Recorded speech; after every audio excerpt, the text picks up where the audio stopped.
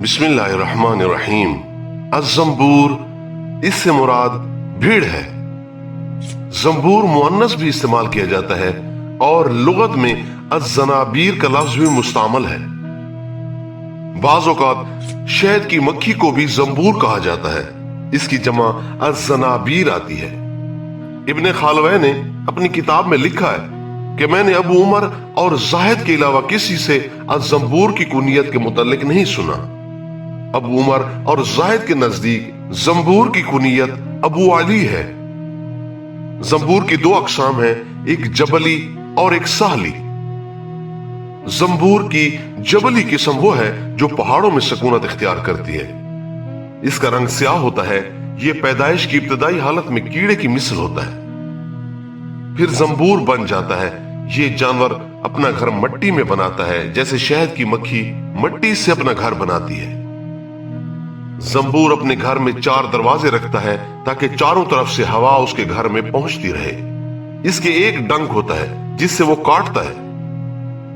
इसकी ग़िज़ा फल और फूल वगैरह हैं। इसके नर और मादा में जसामत के लिहाज से ही तमीज की जा सकती है, क्योंकि नर जसामत में मादा से बड़ा होता है। ज़ंबूर की दूसरी किस्म सहली है, जो जमीन में अपनी सकूनत इख्तियार करता है। इसका रंग सुर्ख होता है और ये अपना घर जमीन के नीचे मट्टी निकाल कर बनाता है, जैसे चींटी अपना घर बनाती है।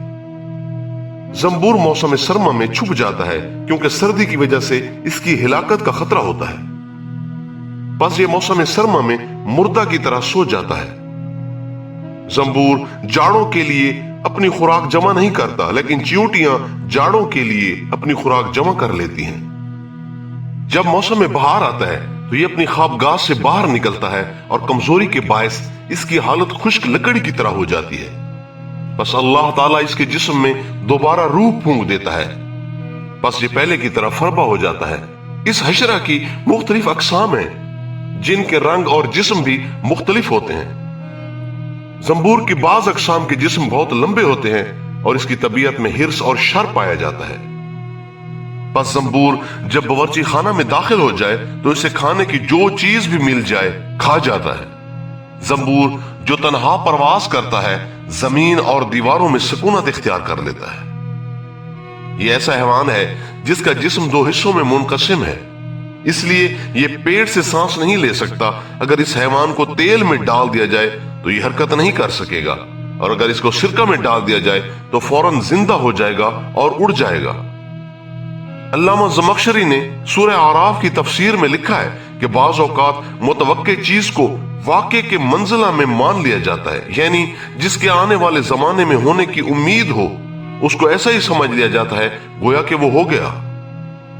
जैसे अब्दुर्रहमान बिन हस्सान बिन साबित अंसारी रज़ी अल्लाह से रिवायत है कि वो अपने बाप के पास रोते हुए दाखिल हुए और उस वक्त वो बच्चे थे। बस उनके वालिद हजरत हस्सान रज़ी अल्लाह ने पूछा, तुम क्यों रो रहे हो? बस अब्दुर्रहमान ने कहा, मुझे ज़ंबूर ने काट लिया है और वो मेरी जर्द चादर में लिपटा हुआ था। बस हजरत हस्सान रज़ी अल्लाह ने फरमाया, ऐ मेरे बेटे, तो अनकरीब शायर बन जाएगा। ज़ंबूर के बारे में शायर ने कहा है, भीड़ और बाज दोनों परों वाले हैवान हैं, और जब ये उड़ते हैं तो इनके परों से फड़फड़ की आवाज सुनाई देती है, लेकिन बाज जो शिकार करता है उसमें और भीड़ के शिकार में बहुत बड़ा फर्क है। शेख ज़हीरुद्दीन बिन अस्कर ने कहा है, बनावटी बात करना गोया के झूठी बात को मुज़य्यन करने के मुतरादिफ है, और सच्ची बात की बुरी ताबीर लेना हक से दूरी की निशानी है। तुम शहद की तारीफ करते हुए कहते हो ये शहद की मक्खी का लुआब है, और जब तुम उसकी मुजम्मत करते हो तो कहते हो ये ज़ंबूर की कै है।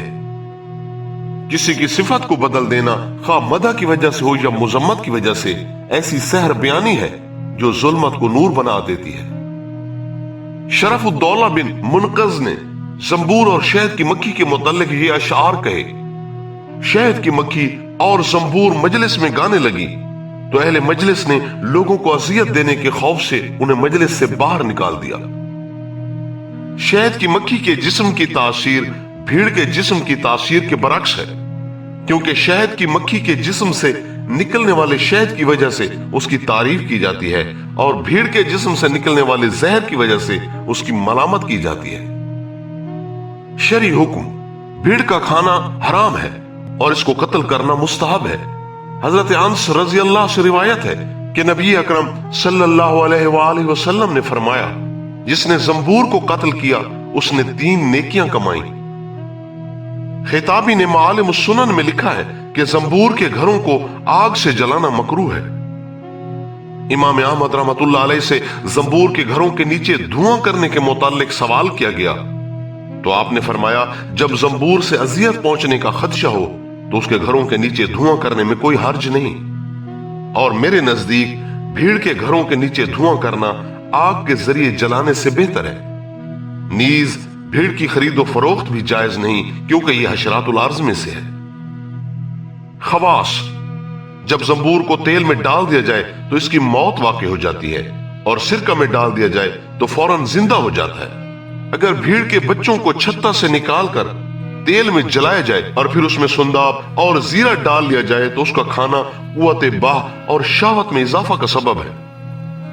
عبد الملک بن زہر نے کہا ہے کہ اسارت الملوخیہ کو بھیڑ کے کانٹے پر ملنے سے درد وغیرہ ختم ہو جاتا ہے۔ خوابوں کی تعبیر: زنبور کو خواب میں دیکھنے کی تعبیر دشمن، جنگجو، ڈاکو، مستری اور حرام مال سے دی جاتی ہے۔ بعض اوقات بھیڑ کو خواب میں دیکھنا زہر کھانے یا پینے کی طرف دلالت کرتا ہے۔ یہ بھی کہا جاتا ہے کہ زنبور کو خواب میں دیکھنا ایسے جھگڑالو مرد کی طرف اشارہ ہے جو لڑائی میں ثابت قدم ہو اور حرام کھانے والا ہو، کیونکہ زنبور جب کسی مکان میں داخل ہوتی ہے تو بہت جلدی سے داخل ہوتی ہے اور بہت بہادر ہوتی ہے۔ لوگوں کو ان کے نکالنے میں بہت جد و جہد کرنی پڑتی ہے۔ زنبور کو خواب میں دیکھنے کی تعبیر ایسے مرد سے دی جاتی ہے جو ناحق لڑائی کرنے والا ہو، کیونکہ یہودی کہتے ہیں زنبور اور کبے کو خواب میں دیکھنا خون بہانے والے اور جھگڑنے والے شخص کی طرف اشارہ ہے۔ یہ بھی کہا گیا ہے کہ زنبور کو خواب میں دیکھنا ایسی قوم کی طرف اشارہ ہے جس میں رحمت اور شفقت نہیں پائی جاتی۔ واللہ اعلم۔